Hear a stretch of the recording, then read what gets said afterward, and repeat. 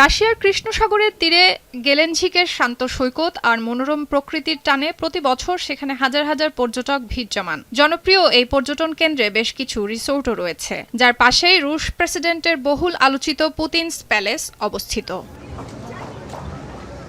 প্রায় 16,600 কোটি টাকায় নির্মিত এই কমপ্লেক্সের সঙ্গে পুতিনের সংশ্লিষ্টতা নিয়ে রয়েছে নানান বিতর্ক, যার মধ্যে রয়েছে বিশাল অঙ্কের দুর্নীতি, গোপন অর্থায়ন, মালিকানা নিয়ে ধোঁয়াশা এবং প্রাসাদটির অতি বিলাসী নির্মাণ শৈলী। 2021 সালে রাশিয়ার বিরোধী নেতা আলেক্সি নাভালনি ও তার দুর্নীতি বিরোধী ফাউন্ডেশন একটি প্রামাণ্যচিত্র প্রকাশ করার পর প্রাসাদটি বিশ্বজুড়ে রহস্যের জন্ম দেয়, যদিও পুতিন এসব অভিযোগ অস্বীকার করেন।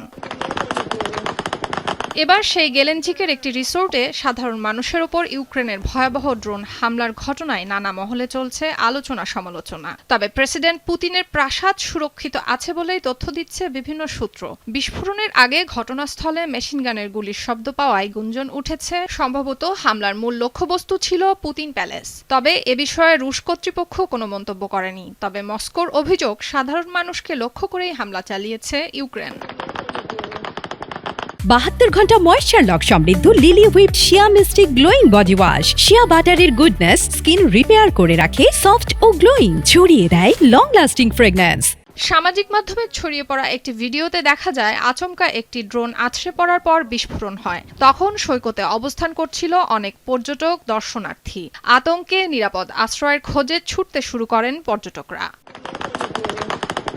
প্রত্যক্ষদর্শীদের ধারণ করা ভিডিওতে বিস্ফোরণের আগে টানা গুলির শব্দ শোনা যায়। তবে সামরিক বিশেষজ্ঞদের একাংশের মতে রুশ বিমান প্রতিরক্ষা বাহিনী ড্রোনটিকে ভূপাতিত করার চেষ্টা করছিল। হামলার পরেই উদ্ধার কাজ শুরু করে সামরিক বাহিনী।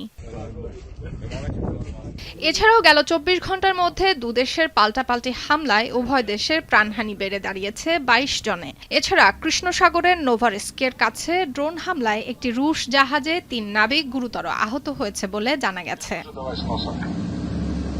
সুলতানা দিনা, এখন বিশ্ব।